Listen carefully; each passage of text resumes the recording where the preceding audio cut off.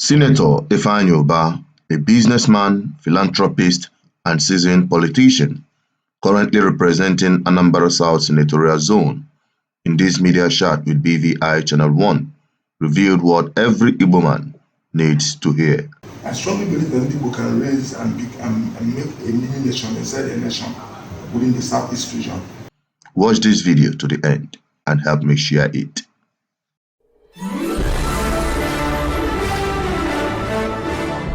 Viewers and subscribers, this is BVI Channel 1 and I'm on a media chat with Senator Ifeanyi Uba to discuss on issues that affect us as a people, beginning with the Southeast in general, narrowing it down to Anambra State, specifically the South Anambra Senatorial Zone where he represents. Good day, distinguished. It's a pleasure to see you. Good day. Yeah, you guys are coming out from a hurricane. The 2023 general election was a hurricane. What's your experience and how did you survive it? Oh, the tsunami that came. Yeah. Well, it wasn't something one should want to say in a very pleasant manner. It was a very difficult situation. Going through the election, you experience that our people have made up their mind to stay a revolution. But that revolution was, I think, was not centered on the presidential election alone. It went across the whole compartment of the whole exercise. So we thought we were all agitating for the Igbo presidency, but the revolution, moved into other. It became a national revolution of Nigerians demanding for everything. The obedient movement. Yeah, it was not. It was really a very difficult situation for the politicians, for other political parties. But to you, how did you survive it? How were you able to come? What will you attribute that made you come out of it? Well, the grace was there, and I also worked hard to represent our people very well, and I think I have a personal relationship with my people, my constituents. So it's also a taste of. It was a time for me to assess myself, to know if actually, really, I am doing very well with them, and also opportunity for me to do better things. So I went to them. The essence of every politics is for you to have opportunity to, talk to your people, discuss with them, accept where you didn't do well, and then also appraise areas that you have done well, and then see how you can amend, going forward, how you can put yourself better. So I think that is exactly my relationship with people. I was able to send my message across to them, tell them what I have done, give them reference of what I have done, and I think God on my side, I was able to survive this. Congratulations. Thank you. All right, now you're going into the 10th Senate. What is in there for the Southeast and the Anambra South Senatorial Zone? What is in there for them? Well, the most important thing is first to see where the Southeast in the Igbo, to see that we have a place in the leadership. Okay. We are agitating that we want to have the presidency of the 10th Senate, and that agitation has taken a very deep angle, and we are still pushing. The other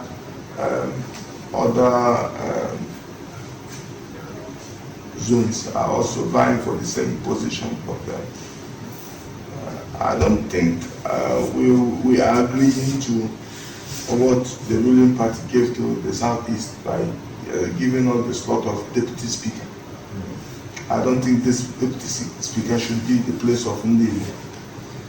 And we have a good agreement on where and why we're supposed to be given the leadership of the 10th Senate, looking at Southwest, having the president, Northeast, having the vice president, and then the Senate should go to the Southeast, because the South have had their share of the national, having produced the former president, the vice president, and the president, and at the same time deputy Senate president. So it's time for them to say, okay, let's allow our brother Southeastern to have to go for the Senate president. So, and we're on it. We're still fighting on that. And then we'll look at it, even if, by the grace of God, if we can't get it, we will get something that is better than the deputy speaker. Okay, now let's move away from the politics of the National Assembly and broaden it a little bit with what do you think Southeast needed most at this time? Well, what I think we need most today is to have a secured Southeast. A secured Southeast that will continue to bring dividends and bring values to our people. If we don't have a secured Southeast, our people will be dying. There won't be activity in the Southeast. And this is the only economy the Southeast can clink upon, the economy of our cultural diversity. People coming to the Southeast, people coming to Igbo every weekend for festivities, so many things, functions, burial, weddings, traditional marriages, chieftaincy title, and all these things. And once we're able to, that eludes us, and then it secures for our Southeast. So we must do everything possible to get Southeast secured, so that people can start coming back to Southeast, and then development will continue to strong, because some of the development you see today in the Southeast is as a result of dividends from diaspora, from people outside the Southeast coming in to invest. Akuluna, people coming from Lagos, people coming from diaspora, and all this. But all these things today are stalled. No function, no activities. Sit at home every Monday. No economic value to our people. So it is something that is very, very important. Outside politics, we should look at this so that we can get our place moving. And once we get our place moving, the average Igbo man, yes, have his eyes on politics, but if we have a Southeast that is moving, people will feel less concerned about even politics itself, because we are hardworking people, we can generate our own economy, without so much from the national polity. Okay, now you made mention of sit at home and the issue of security as paramount need of Igbo right now. To bring back our economy. Yeah, and we've seen that Monday sit at home as a protest and the vote of no confidence people have passed on their political class in the Southeast, believing that they have left them behind. For instance, the second Niger bridge. Igbos are dictating, they are on my neck as their voice, that why would they have a second Niger bridge with toll gate? That who is speaking for them? So when we look at the Southeast people generally, they see, oh, these people have abandoned them and the rest of them. So now, as a leader in the Southeast, and you've seen the impact, the economic impact this protest per se on one hand and insecurity on the other hand contributing to the downgrade of economy of the Southeast. What can you do as a person and as a sitting senator and going into the national politics? What do you think you can bring to the table and also to our people to, change the narrative? Well, you know that the ninth Senate, or the government that is about ending in the next few days, it's not the government that was backed by our people. It's an APC government. Not that it wasn't backed by people, but out of protest, we were very sentimental to that election of 2019 and 2015, 2019, the rest of them. Having the manager coming to us, it's something we will receive with open arms.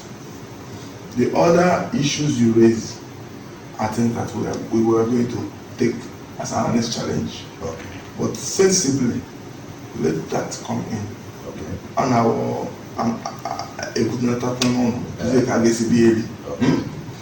because when we start agitating or we want to have everything, we may lose certain values. So let us allow Ifeanyi second period to come. Let it be something that has happened even under APC government, and what even some of the government we have supported since did not do for us. We must be very appreciative if we are to be sincere with ourselves. The two issues are things we can discuss. There used to be toll gates in Lagos, and sometimes, for now, we don't know what is happening if they are still tolling in Lagos based on something that has happened. So for me, we are still in the business. We have our eyes on the ball. Okay. So now we need to look at ourselves and say, politics, where we are politically in Nigeria, and also what we can achieve without politics. I strongly believe that Igbo can survive without politics of Nigeria. I strongly believe that Igbo can raise and make a mini nation inside a nation within the Southeast region by cumulatively creating a value chain economically through our business economy. And we can be totally independent with a state and make that state like a nation inside a nation within the framework of a nation. So it depends on the political class or who God will use to spring this opportunity that has been there, and we could not see the value, or successive government did not see the value. So if we're able to create a value chain using the seal of government in the Southeast, one state, bringing back the commerce of Igbo as a regional economy, we will storm, we will take over. Do you understand? So you believe that the Southeast should have their economic plan for the South that will change the Southeast narrative? Yeah. Remember today that 70% of Nigerian commerce franchise is in the hand of Igbo. Probably in the hand of Naira.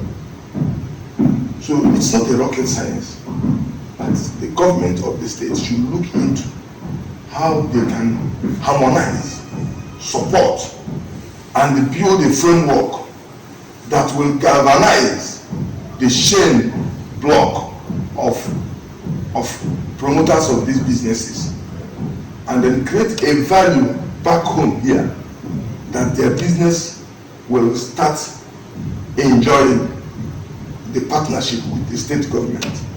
I would like to discuss this in detail in this interview, but as we move forward, I will start seeing the impact. If we're able to create a value chain across the franchises of Anambra and Igbo, this country will be coming, knocking at our door. And we don't need politics to achieve that. But we need the power behind the seal of a executive governor of one state. And we can change that narrative. Wow. That's exactly what UAE Dubai did. So it's not a rocket science. And Al Maktoum did it in Dubai. And understanding to play the power behind creating a value chain using trade and commerce as an economic hub that will change a revolution, or that will trigger an economic revolution for a state. Wow. So you're proposing and also working towards an economic revolution of the Southeast, beginning with Anambra State as a template. Yes. That is built within the commerce framework. Because you can't go to them and start looking at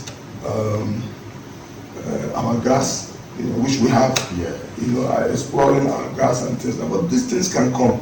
But the most important thing is this: Ifeanyi Uba. So let us have our businesses, create a value chain, see how we can tap into businesses of Anambra, support that business again, change the business narrative, change the business destinations, change the business structure, and use it as a template of economic revolution. Okay. Now, before we wrap it up in summary, one very sad thing that happened around you.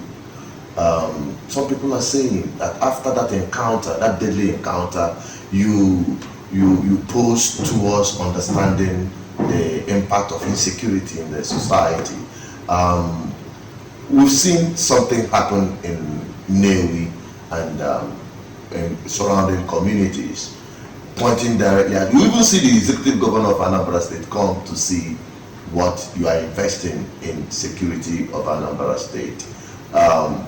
Would you say that with security you can guarantee the future of the Southeast and also particularly Anambra State? Why not? Yes. Okay. Yes, there's nothing that we can achieve without having a secure Anambra. There's nothing we can achieve. We can't even achieve to come to a village meeting if we have insecure Anambra. So the most important, the critical aspect of our life today is to give Anambra State, to have a free Anambra State.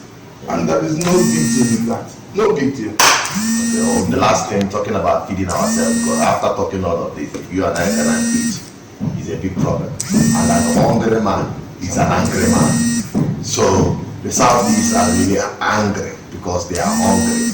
We can't produce what we eat. Does it bother you at all? Yes. It is also within the framework of the insecure state. Because when we have a secured state, it means people can go and farm. It means we can bring in ideas. For me, as a senator, I can create a value chain with empowering farmers in my constituency. I can take farmers from here in Anambra South and relocate them to Anambra North, where they can engage in farming. But if you can't achieve that in a framework of insecure state. So that's also boiled down on insecurity. Then, but if you go into agriculture, it's not a rocket science. Both from the point of breeding our own species of cow, Ifeanyi Uba, and then also getting our farmers to crop anything that has been coming to Anambra, from other parts of the world. Let me use the word. So it's just a matter of one committing himself to make that change, to create that change, to happen. Do you understand me? We must understand that we have few years to live on earth, and we are to leave legacies that will be here, and that will be here after our days. we must understand also the history of the past. We must understand successive government of the past, what have they achieved? And if we can be true to ourselves and look at what we have seen in other parts of the world.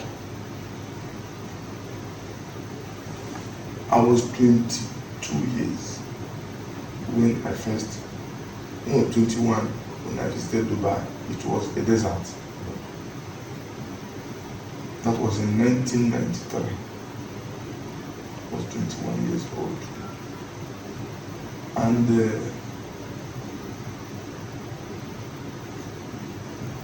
I saw Dubai in 1992. Yeah, I saw Dubai from being a desert to where they are today. In my own lifetime, from just a commercial economy. So if you are a student or a traveler with a deep understanding on transformation, on critical thinking, you were able to tell yourself that it's not a rocket science. After all, they don't even have the numbers, but they used foreigners to achieve what they are today in UAE.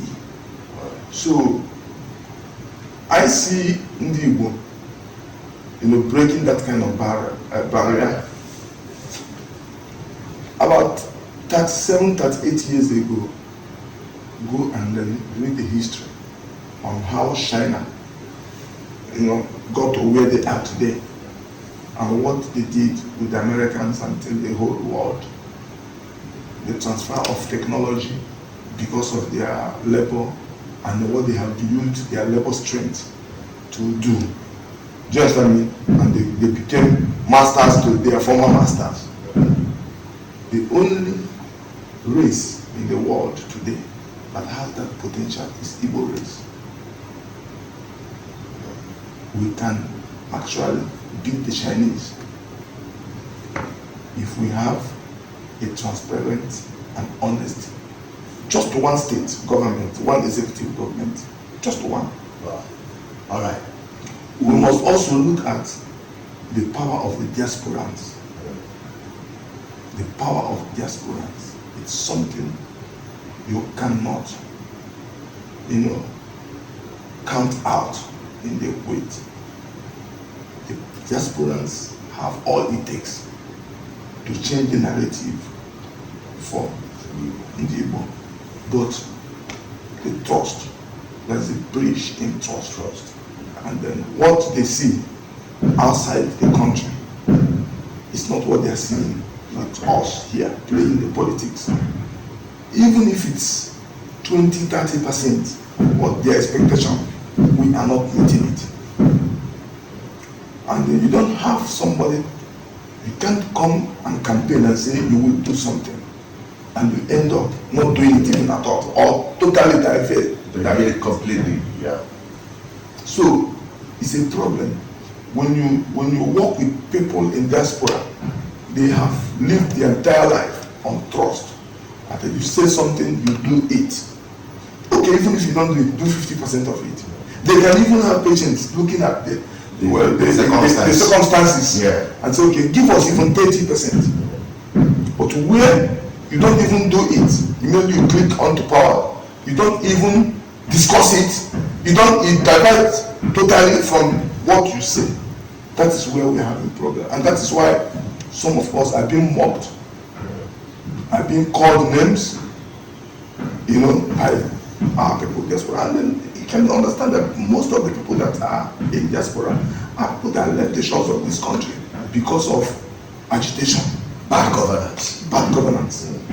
And for them, you don't expect that they will be rubbing their face with powder when you are not meeting up with their expectation, because they still belong to us.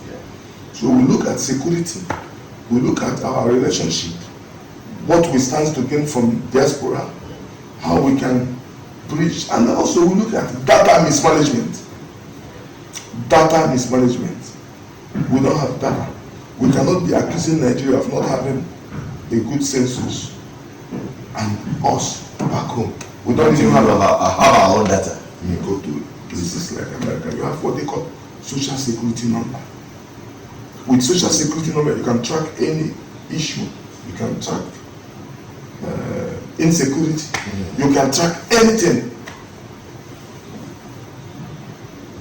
Anyway, sir. So when you don't have even a common data going forward, how do you execute a plan? How do you know what you are getting? So there is need for government to engage and have accurate, if not accurate, but at least have data. Let us know who we are.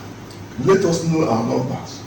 Let us work within the scope of the numbers, and then you will see that somebody can come up and pull a revolutionistic concept that will change the narrative of Igbo, and then the rest of Nigerians will be coming to an Igbo to seek for political power and political engagement. Oh, what a wonderful time with you, Senator, and I can tell you that the beam light of GGM, Good Governance Ministry, which I'm an advocate for, will be on you and other of your colleagues to hold them to their words to ensure they deliver on their promises. And we look forward for a better governance through your person and others. But we are going to put you guys on your toes. Our big light will be on you guys to ensure that the more we look, the less we see, and guarantee good governance for our people. It's a pleasure being with you, and we will see more of you as we progress. Thank you, sir. Thank you. And our viewers out there, thank you very much for watching. We've had this very brief conversation with Senator-elect and also signing Senator of Anambra South Senatorial Zone in the person of Senator Dr. Ifeanyi Uba. Keep watching, keep liking, keep sharing. Let this message go around. Document it, because we will use it to appraise him when the time comes. I'm Asuchina Peters, the advocate for good governance. I'm signing out from here. Bye-bye.